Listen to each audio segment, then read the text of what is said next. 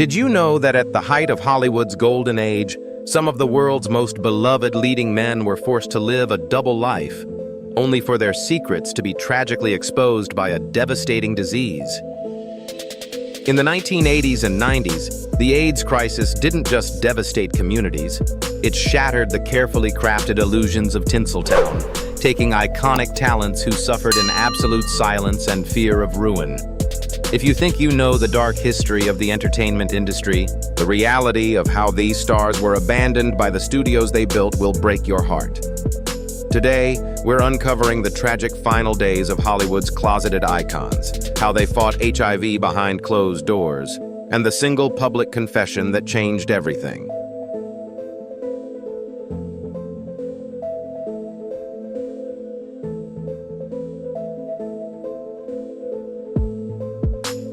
Freddie Mercury, the voice that shook the world and a death that shattered prejudice.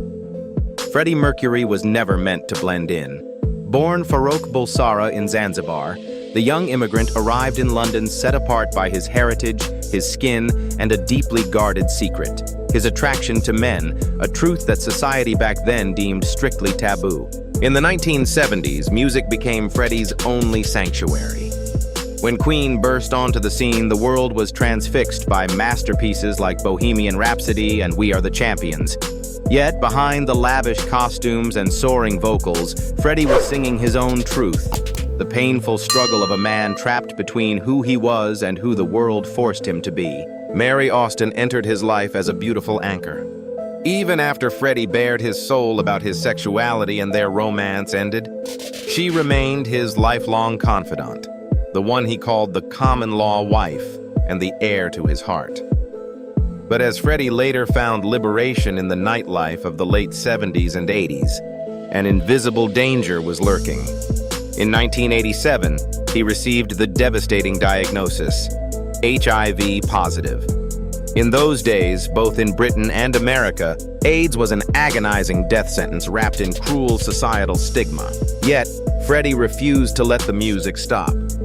Even as his body failed him, he summoned the strength to record "The Show Must Go On," a fierce, final declaration of defiance. On November 23, 1991, Freddie courageously announced his battle with the disease to the world. Just 24 hours later, he passed away peacefully at Garden Lodge, lovingly cared for by Mary. The loss of this 20th century musical giant sent shockwaves across the globe, forcing a judgmental world to replace fear with profound empathy, and launching a global crusade against the epidemic through the Mercury Phoenix Trust.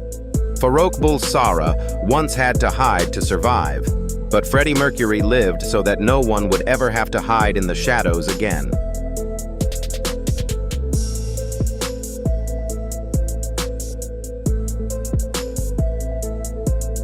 Rock Hudson, the icon of masculinity and the secret that changed America. In the 1950s, Hollywood produced many bright stars, but none shone brighter than Rock Hudson, the ultimate standard of masculine beauty for an entire generation. Tall, broad-shouldered, and seemingly carved from marble, Hudson dominated the silver screen in masterpieces like Magnificent Obsession, Giant, and Pillow Talk.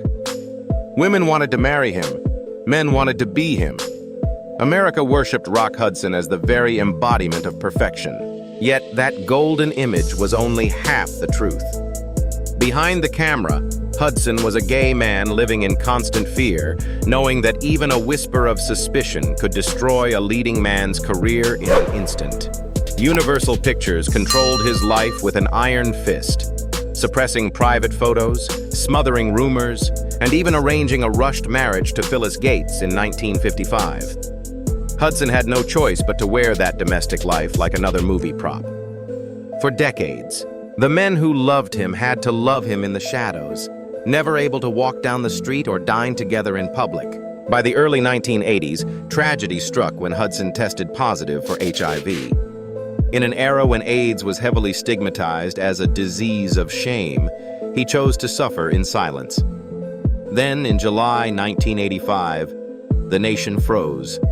Appearing on television alongside his longtime co-star Doris Day, Hudson looked frail, pale, and shockingly gaunt.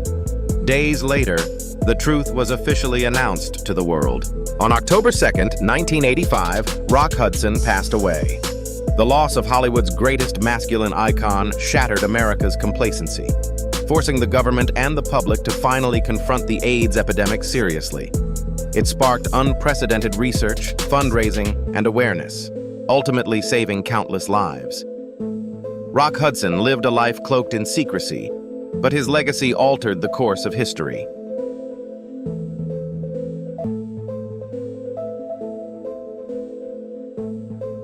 Burt Lancaster, Hollywood's Iron Warrior and the shadowed private life. In the 1950s, Burt Lancaster was the undisputed Iron Warrior of the silver screen. He commanded the screen with raw gravity, defined by his broad shoulders, razor-sharp eyes, and a voice as hard as forged steel. Post-war America idolized Lancaster because he was the textbook American leading man, decisive, powerful, and unyielding. Yet, behind the studio lights lay a deeply conflicted private life. Before his Hollywood ascent, Lancaster was a circus acrobat, touring with a male partner so closely that peers joked they were joined at the hip. As he rose to A-list stardom, whispers of his bisexuality began to ripple through film sets. In an era that demanded absolute conformity, Lancaster protected his identity with fierce, stone-cold silence. He once ice-coldly warned a screenwriter who pried into his personal life, "You don't want to destroy your career."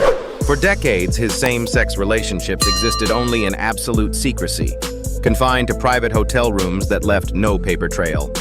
The powerful machinery surrounding his stardom stood ready to crush any tabloid daring to hint at the truth. In the early 1990s, as the AIDS epidemic ravaged the nation, malicious rumors surfaced when the star fell ill.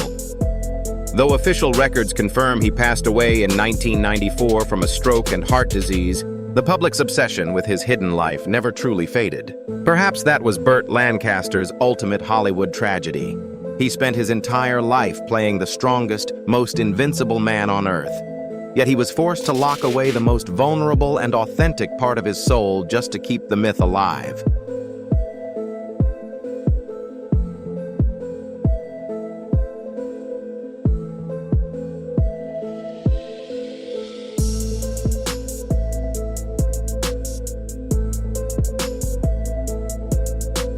Liberace, the king of the piano, the Bible oath, and the shadow behind the sequin curtain. If 1950s Hollywood had one performer who could blind an audience with sheer brilliance, it was Liberace. Stepping onto the stage in feathered capes, yards long and crusted with jewels, his smile outshining the crystal chandeliers, he was the undisputed golden goose of Las Vegas. To older generations, he was a musical genius. But behind that unmatched glitter was a suffocating darkness that lasted until his final breath.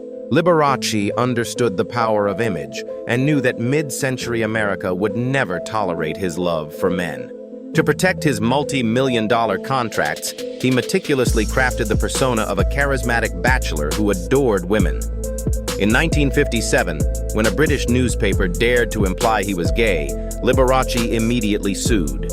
Standing tall in the courtroom, he placed his hand on the Holy Bible and declared, "I am not a homosexual. I have never engaged in homosexual behavior."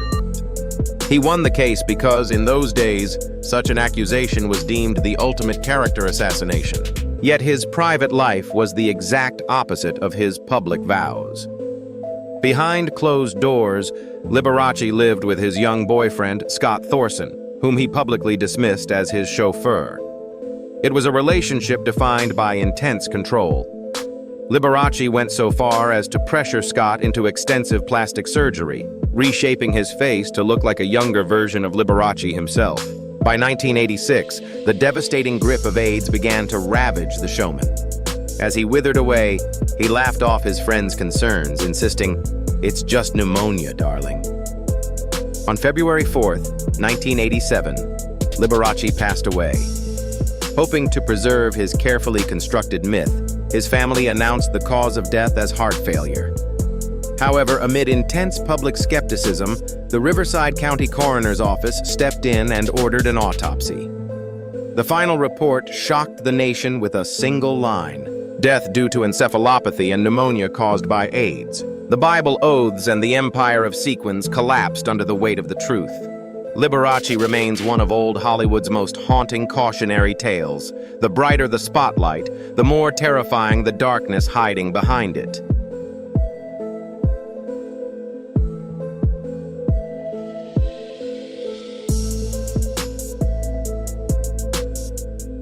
Denholm Elliott, the great character actor, and the secret taken to the grave.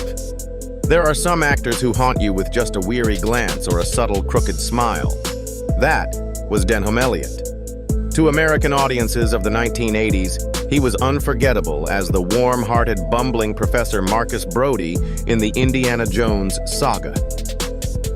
While millions adored that familiar face on screen, no one knew that his real life was far more complex and agonizing than any script Hollywood could ever write. Elliott was a bisexual man living through the 1950s and 1960s, an era when a single whisper about a leading man's sexuality could snuff out a career like a cigarette butt. To survive, he split his existence in two: a courteous, brilliant gentleman in the public eye, and a shadowed life of secret, fleeting romances with men.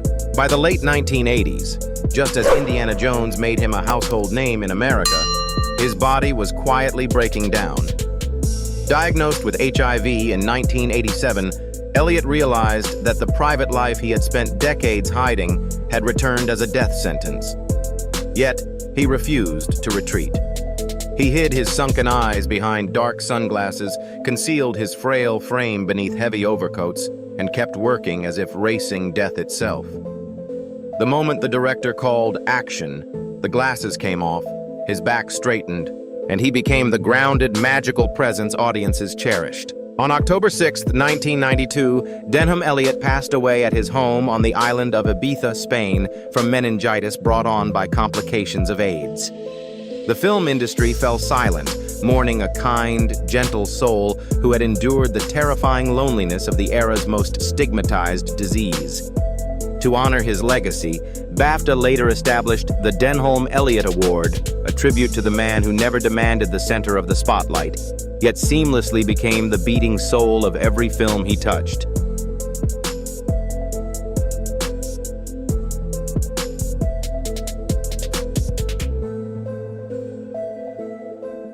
Roy Cohn, the hunter of homosexuals and the cruel irony of fate.